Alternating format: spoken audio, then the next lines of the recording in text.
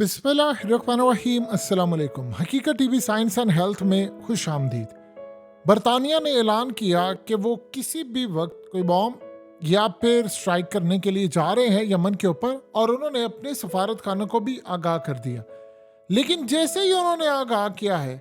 उसी वक्त यमन में उन्होंने अपने तमाम लोगों को कह दिया है कि पूरी की पूरी कौम जंग के लिए तैयार रहे।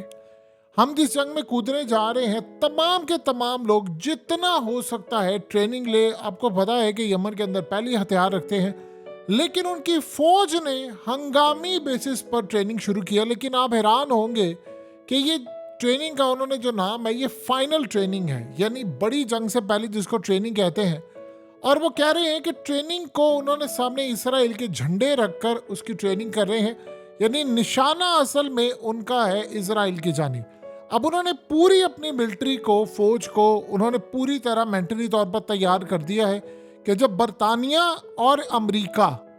इनके साथ हमारी लड़ाई जब होनी है, तो हमारा असल टारगेट होगा इसराइल, और हमारी बैक के ऊपर बाकी तमाम ममालिक हो ना हो, हमारी बैक पर अवाम अगर खड़ी होती है तो हम इनका जवाब दे लेंगे। उन्होंने कहा कि हम मिसाइल इस्तेमाल करने वाले, उन्होंने बड़े मिसाइल टेस्ट किए, और ये जो मिलिट्री ट्रेनिंग थी, ये बड़ी अहम तरीन ट्रेनिंग थी। यानी इस ट्रेनिंग के अंदर असल में उन्होंने अपना क्लियर वाज़ेह विजन दे दिया कि हम पूरी जंग के लिए तैयार हैं, और ये फाइनल लड़ाई जो होने जा रही है उसमें हमारा अल्टीमेटली निशाना होगा इसराइल। उन्होंने अपनी कौम को कह दिया, और उन सब ने ऐलान जंग इस वक्त कर दिया है। देखिए, इसराइल को अभी अंदाज़ा नहीं हो पा रहा कि जिस जानिब वो जंग में धकेलने जा रहे हैं पूरी दुनिया को, ये वो जंग नहीं है जो इसराइल जीत सकता है। यानी इसका दूर दूर तक इसराइल की जीत से कोई ताल्लुक नहीं है। अगर आप हालात देखें तो सारे हालात ख़राब है। उधर आप देखें कि नॉर्थ कोरिया ने काम ये किया है कि जिस जगह पर उनका न्यूक्लियर है वहाँ पर एक जलजिला आया है। और जलजिला क्यों आया है कि उन्होंने वहाँ पर न्यूक्लियर एक टेस्ट किया है, और ये बड़ा हंगामी टेस्ट था गालिबन। अभी तक किसी को नहीं पता वो टेस्ट क्या है, क्या सूरत हाल है, लेकिन जैसे उन्होंने किया तो तकरीबन 3 की शिद्दत से वहाँ पर जलजिला आता है। और वो जलजिला इसलिए आता है कि उन्होंने न्यूक्लियर टेस्ट किया, यानी वो भी पूरी तरह तैयार है। और अमेरिका को असल में इन सब ने प्लान किया है कि अमेरिका को दबोचना है। साउथ कोरिया ने पूरा प्लान कर लिया है कि उन्होंने अमेरिका को कहना है कि नॉर्थ कोरिया से लड़ाई करें। आप अगर गौर करें तो यमन का मामला हो, नॉर्थ कोरिया का मामला हो, चाइना को या किसी और मुल्क का हो, अमेरिका ने तमाम ममालिक को पूरी प्लानिंग के साथ जंग में धकेलना। अगर अमेरिका का सफाया हो जाता है तो मामला बड़ा क्लियर होगा। देखिए, यमन का जहाँ तक मामला है कि वहाँ पर अमेरिका के खिलाफ तो जितनी नफरत है सो है, इसराइल के खिलाफ वहाँ पर बहुत ज़्यादा नफरत पाई जाती है। दूसरी जानिब बरतानिया में और अमेरिका में ये वार्न कर दिया गया है कि ये पहली जंग होने जा रही है जिसमें अमेरिका की जो कामयाबी के चांसेस हैं वो गालिबन 7 से 8% चांसेस हैं। और अलग बात है कि अमेरिका उसमें नुकसान करे, क्योंकि इस जंग के अंदर ख़तरा ये है कि अमेरिका के जो वॉरशिप हैं या डिस्ट्रॉयर हैं वो गालिबन इस दफ़ा तबाह होने जा रहे हैं। देखिए, अभी तक अमेरिका जो सूरत हाल समझ रहा है, उन्होंने प्लान ये किया है कि इनकी जो रेडार की साइट्स हैं, वो कह रहे हैं कि ईरान असल में इनको पूरी तरह पीछे मदद करता है। तो अगर हम इनका कम्युनिकेशन सिस्टम किसी तरह तबाह कर दें, अमेरिका मिसाइल मारे और मिसाइल या बरतानिया मिसाइल मारे, तो इनका कम्युनिकेशन रेडार सिस्टम जो है इसको अगर पूरी तरह तबाह कर दे, तो फिर वो कहते हैं कि शायद हम इस जंग के अंदर अपनी फिजिबिलिटी और बेहतर पोजीशन ले सके। लेकिन यहाँ पर अगर यमन ने इनका मिसाइल रोक दिया और उसके बाद उनकी जानिब से मिसाइलों की जो बारिश हो गई, जो मिसाइल उन्होंने इलाक में मारने थे वो लॉन्ग रेंज के मिसाइल उन्होंने अगर अमेरिका में मारे,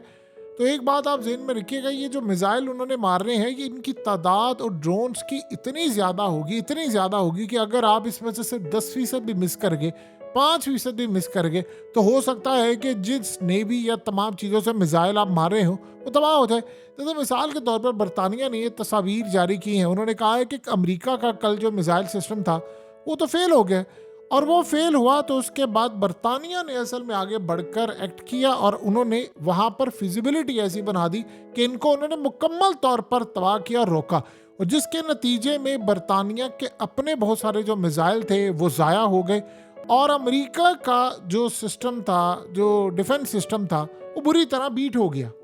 देखिए पोजीशन आज कैसी क्लियर हुई है कि एक जानिब ईरान ने काम ये किया है कि उन्होंने अमेरिका का जो ऑयल टैंकर था उसको कब्जे में ले लिया है। एक जानिब उन्होंने यानी आप देख लें स्टेट ऑफ होम्स जो था वो इलाका उन्होंने कब्जे में ले लिया, और यमनियों ने बाबल मंदब ये साइड जो है यानी जिसको हम रेड सी बोलते हैं और पर्शियन गल्फ है, ये दोनों ममालिक ने ये चीज़ें पकड़ ली हैं। अब उसके बाद आप जब पोजीशन इतनी ज़्यादा क्लियर हो जाती है, यानी इतनी ज़्यादा क्लियर हो जाती है, तो आप उसका अंदाज़ा लगा सकते हैं कि आप किस किस जानिब जाकर ये लड़ाई करेंगे। अब लेट्स से इस सिनेरियो के अंदर आते हैं कि अमेरिका इस जंग में कूद पड़ता है, और अमेरिका की जंग में कूदने के बाद फिर क्या होगा।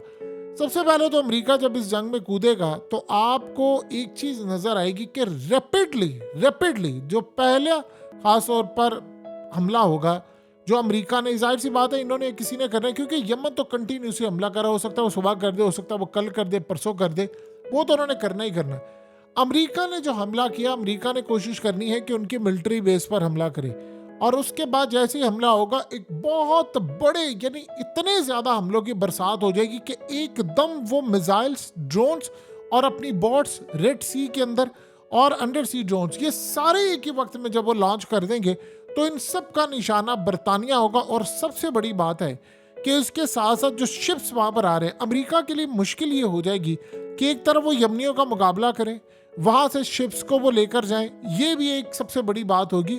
और देखिए एक और बड़ी बात है कि ये शिप्स वहाँ पर जो गुजर रहे हैं वो चाइना के भी गुजर रहे हैं, वो रशिया के भी गुजर रहे हैं, वो दीगर ममालिक के लिए भी गुजर रहे हैं, और वो ऐसे भी शिप्स गुजर रहे हैं जो इसराइल नहीं जा रहे। अगर इस सारी सूरत हाल के अंदर अमेरिका ने यहाँ पर कोई ऐसा खेल खेलने की कोशिश की कि गालिबन उन्होंने किसी एक शिप के ऊपर मिसाइल दाग दिया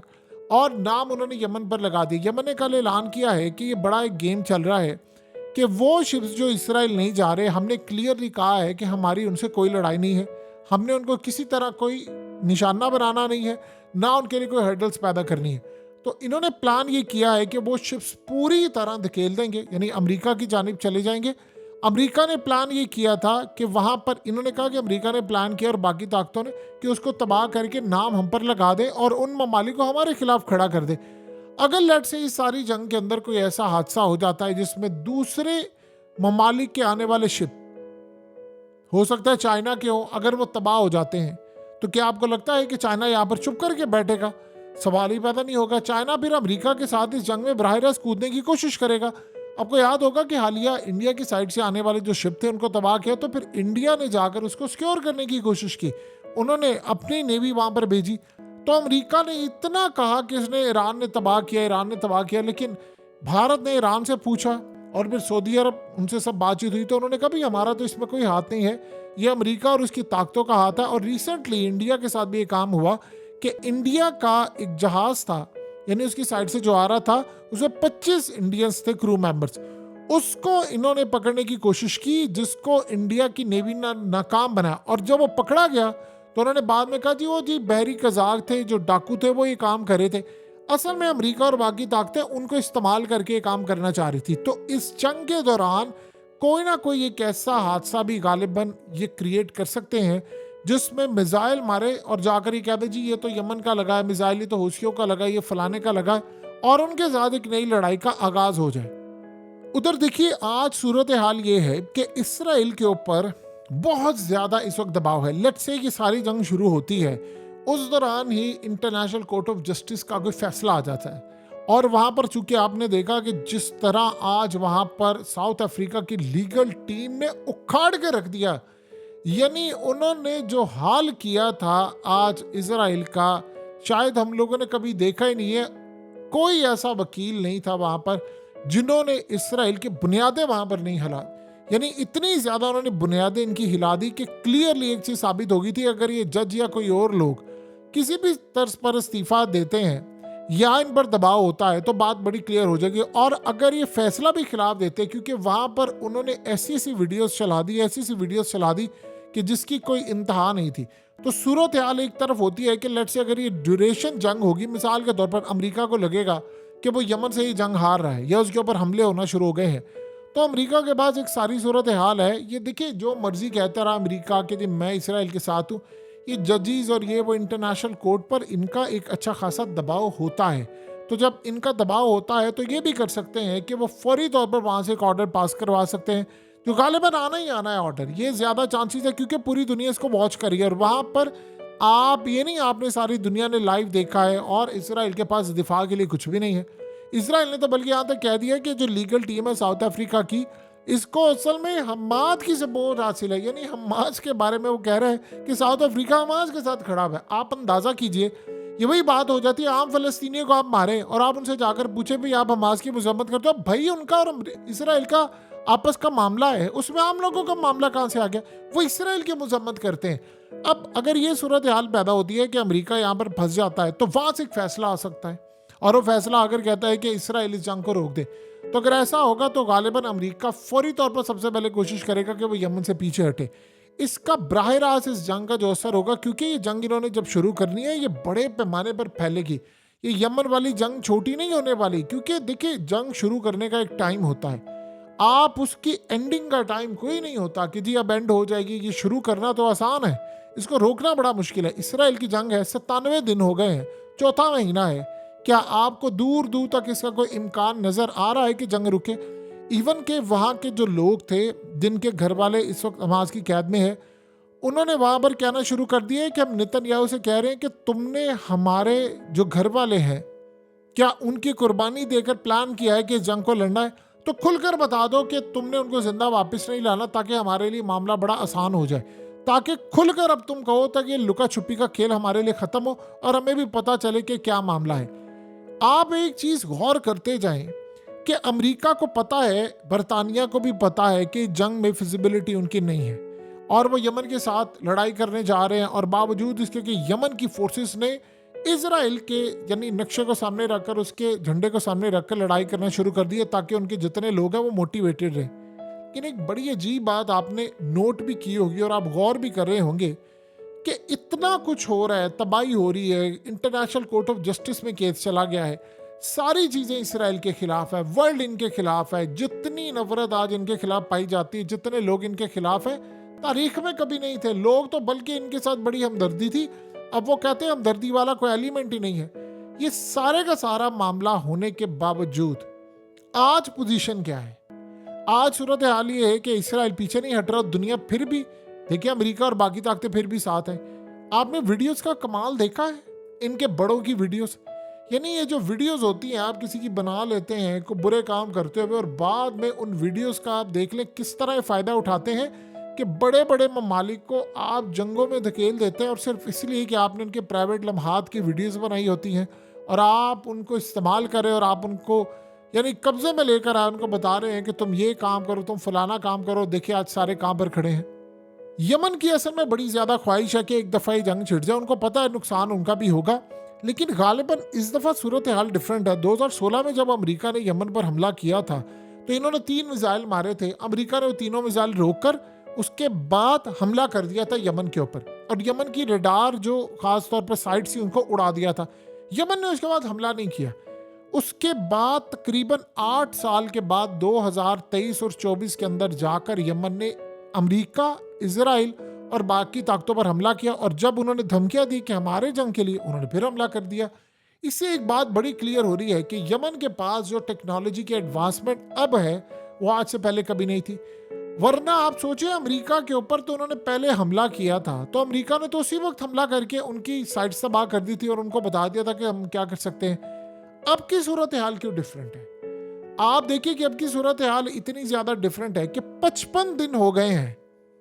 یعنی تقریباً آپ دیکھیں تو 2 مہینے پورے ہونے والے ہیں۔ تو 2 مہینے جب آپ کے پورے ہونے والے ہوں تو اس کے بعد آپ پر 29 حملے ہو جائیں، آپ پلٹ کر صرف ایک جگہ، وہ بھی کشتیوں پر آپ نے حملہ کیا کیونکہ وہ آپ کے سامنے تھی، ان کی باٹس پر حملہ کیا، ابھی تک آپ نے کوئی بڑا حملہ نہیں کیا۔ تو صورتحال ہم نے آج سے پہلے کبھی ایسی دیکھی نہیں تھی کہ امریکہ اتنا پیرالائز ہو جائے گا۔ اب تو امریکہ کو یہ بات کلیئرلی سمجھ آ گئی ہے کہ اگر اس پوزیشن میں اس نے پیچھے ہٹنے کی کوشش کی تو اسرائیل اس کو نہیں چھوڑے گا، آگے بڑھنے کی کوشش کی تو یمن اور باقی طاقتیں نہیں چھوڑیں گی۔ ایران نے بڑے بدلے چکانے ہیں امریکہ سے۔ آج اگر انہوں نے پوری کوشش کی ہے کہ اپنا وہ ٹینکر واپس لیا ہے تو آپ سوچیں ایران نے ابھی بڑا کام کر رہے ہیں امریکہ کے خلاف۔ اور ایک اور بڑی عجیب و غریب بات ہے کہ الیکشن بھی سر پر کھڑا ہے، چیزیں بھی بہت زیادہ خراب ہیں۔ इस सारे मामले पर अमेरिका की position day by day weak होती जा रही है। ये देखना है कि इस जंग को जो बिल्कुल सर पर खड़ी है, जब ये शुरू हो जाएगी, इसके बाद अमेरिका की पोजीशन क्या होगी, उस पर हमला जब होता है तो पोजीशन क्या होगी, ये आने वाले वक्त में बहुत सारी चीज़ें क्लियर हो जाएंगी। हकीकत टीवी साइंस एंड हेल्थ की इस वीडियो के नीचे कमेंट ज़रूर कीजिए, अपनी राय का इजहार ज़रूर करें और इस वीडियो को हर जगह शेयर करते हुए चैनल को सब्सक्राइब ज़रूर करें।